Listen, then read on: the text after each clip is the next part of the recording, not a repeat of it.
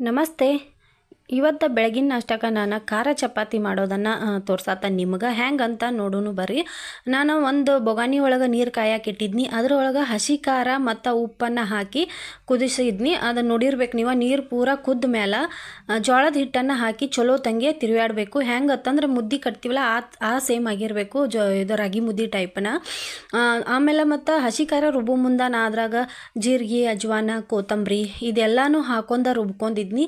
ಹೀಗಾಗಿ ಮ್ಯಾಲೆ ಕೊತ್ತಂಬರಿ, ಜೀರಿಗೆ ಅದು ಏನು ಹಾಕಲಿಲ್ಲ. ಎಲ್ಲ ಖಾರದೊಳಗೆ ಇರೋದ್ರಿಂದ ಕುದಿ ನೀರಾಗ ಒಂದಷ್ಟು ಉಪ್ಪು ಮತ್ತು ನಮಗೆ ಎಷ್ಟು ಖಾರ ಬೇಕಲ್ಲ ಅಷ್ಟನ್ನು ನಾವು ಹಾಕ್ಕೊಂಡು ಕುದಿತಿರ್ಬೇಕಾರೆ ಜೋಳದ ಹಿಟ್ಟು ಹಾಕೊಂಡು ಫುಲ್ ಗಂಟು ಆಗದೆ ಇರೋ ಥರ ನಾವು ಅದನ್ನು ಚಲೋ ತಂಗೆ ತಿರುವಾಡ್ಕೋಬೇಕಾಗ್ತತಿ. ಆಮೇಲೆ ಅದನ್ನು ಒಂದು ಪರಾತಿಗೆ ತೆಗೆದ್ನ್ಯಾನ ಒಂಚೂರು ಆರಕ್ಕೆ. ಯಾಕಂದ್ರೆ ಹೂರ್ಣ ಟೈಪ್ ಆಗಿರ್ತೈತಿ ಇದು. ನಾವು ಹೆಂಗೆ ಹೋಳಿಗೆಗೆ ಹೂರ್ಣ ತುಂಬ್ತೀವಲ್ಲ ಅದ ಸೇಮನ ಒಂಚೂರು ಕೈಗೆ ಎಣ್ಣೆ ಅಥವಾ ತುಪ್ಪ ಹಚ್ಕೊಂಡ್ರೆ ಅದು ಅಷ್ಟೊಂದು ಸುಡು ನಮಗೆ ಬಿಸಿ ತಾಗಂಗಿಲ್ಲ ಕೈಗೆ. ಆರಾಮಾಗಿ ನಾವು ಉಂಡೆ ಕಟ್ಬೋದು ಅವನ್ನ. ಇದು ನಾಷ್ಟಾಕ್ಕೂ ಮಾಡ್ಬೋದು, ಊಟಕ್ಕೆ ಮಾಡ್ಬೋದು.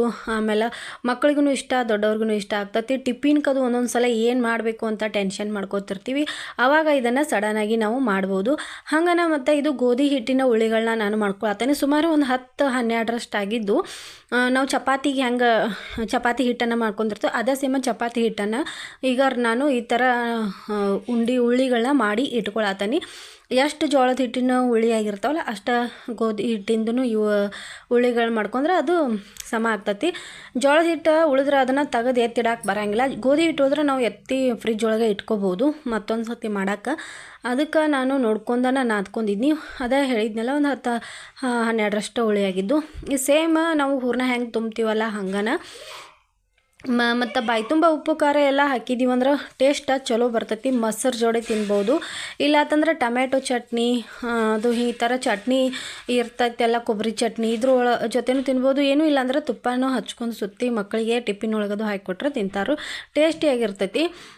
ಮತ್ತು ದಿಢೀರಂತೂ ಮಾಡ್ಕೊಬೋದು. ಅಷ್ಟೊಂದೇನು ಹೈರಾಣತ್ತು ಅನ್ಸಂಗಿಲ್ಲ. ಪಲ್ಯಗಿಲ್ಲ ಇದಕ್ಕೊಂದು ಎಕ್ಸ್ಟ್ರಾ ಮಾಡಬೇಕು ಅಂತೇನಿಲ್ಲ. ಇದಕ್ಕೆ ಪಲ್ಯ ಅಷ್ಟೊಂದು ಕಾಂಬಿನೇಷನ್ ಸರಿಯಾಗಿರಂಗಿಲ್ಲ.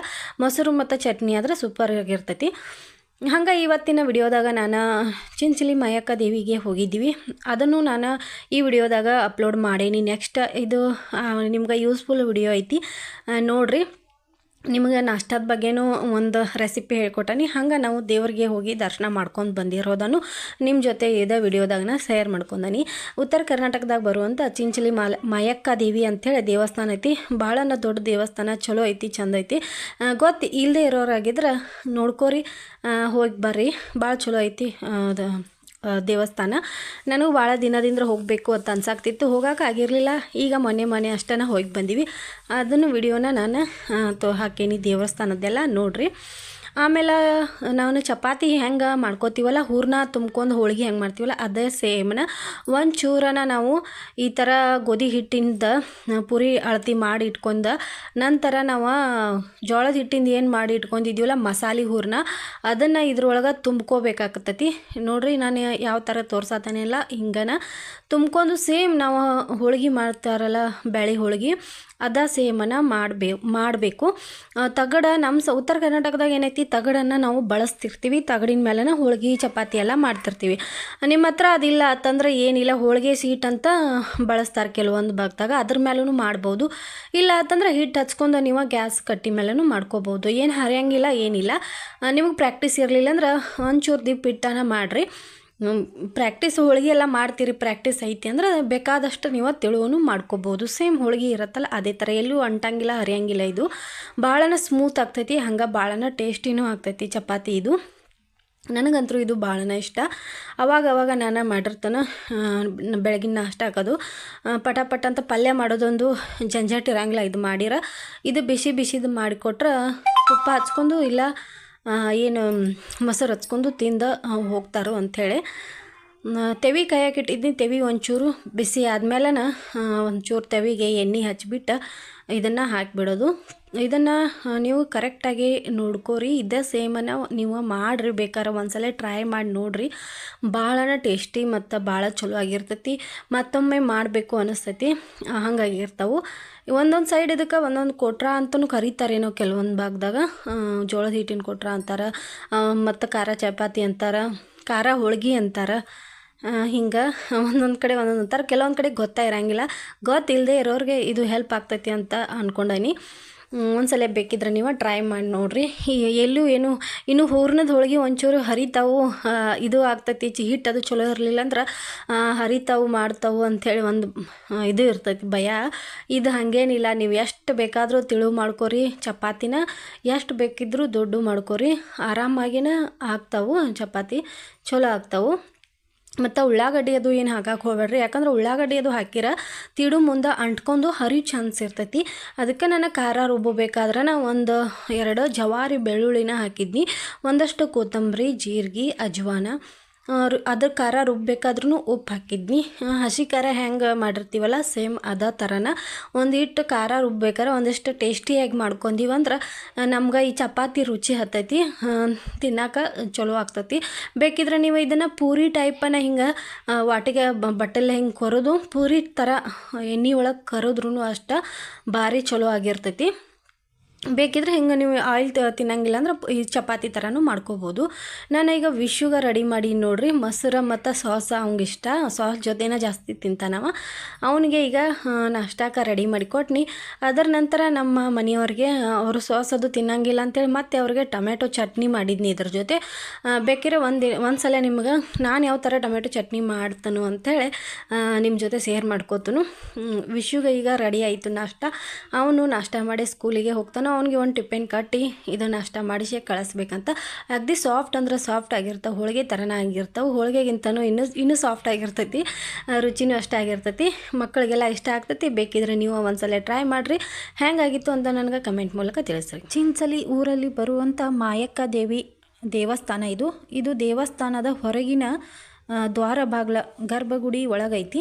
ಇದು ಹೊರಗಿನ ದ್ವಾರ ಬಾಗ್ಲ. ಇವಾಗ ನಾವು ಹೊಂಟಿವಿ ದೇವಸ್ಥಾನಕ್ಕೆ ದರ್ಶನ ಪಡ್ಕೊಂಬರ್ಬೇಕಂಥೇಳಿ.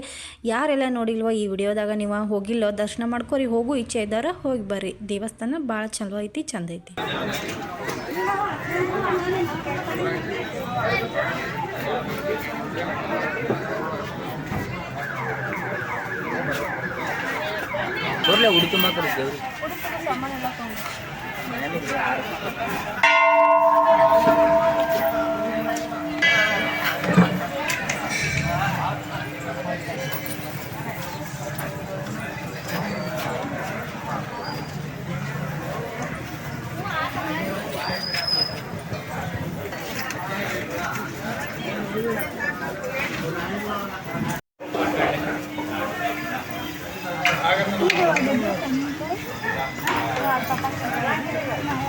कपड़ा इधर खरीदा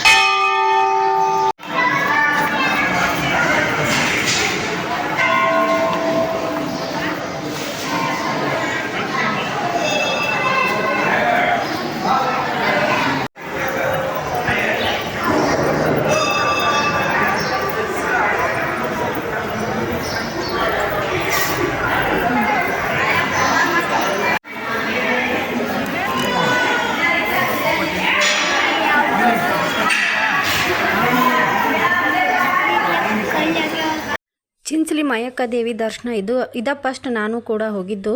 ಮತ್ತು ಏನೋ ಒಂಥರ ಪಾಸಿಟಿವ್ ವೈಬ್ಸ್ ಅಂತಾರಲ್ಲ ಅದು ಅನಿಸಿತ್ತು. ಭಾಳನ ಚಲೋ ಐತಿ ದೇವಸ್ಥಾನ. ಸಮೀಪ ಉತ್ತರ ಕರ್ನಾಟಕದಾಗ ಯಾರಿಗಾರ ಇಲ್ಲದೆ ಹೋಗಿದ್ರೆ ಹೋಗಿ ಒಂದ್ಸಲ ನೀವು ದರ್ಶನ ಮಾಡ್ಕೊಂಬರ್ರಿ. ಭಾಳ ಸತ್ಯ ದೇವತೆ ಅದಾಳ ಚಿಂಚಲಿ ಮಾಯಕ್ಕ ದೇವಿ. ಮತ್ತು ಭಾಳನ ಶಾಂತ ಶಕ್ತಿ, ಭಾಳನ ಮಸ್ತ್ ಐತಿ ದೇವಸ್ಥಾನ. ಬರಾಕ ಮನಸ್ಸಿರಲಿಲ್ಲ ನಮಗೆ. ಅಲ್ಲಿ ಇರಾಕನು ಎಲ್ಲ ಹೋದವ್ರಿಗೆ ವ್ಯವಸ್ಥೆ ಎಲ್ಲ ಐತಿ. ಹೋಗಿ ಒಂದ್ಸಲ ನೀವು ದರ್ಶನ ಮಾಡ್ಕೊಂಡು ಬರ್ರಿ. ವಿಡಿಯೋ ಇಷ್ಟ ಆಗಿದ್ರೆ ಸಬ್ಸ್ಕ್ರೈಬ್ ಮಾಡ್ಕೊರಿ. Thank you for watching.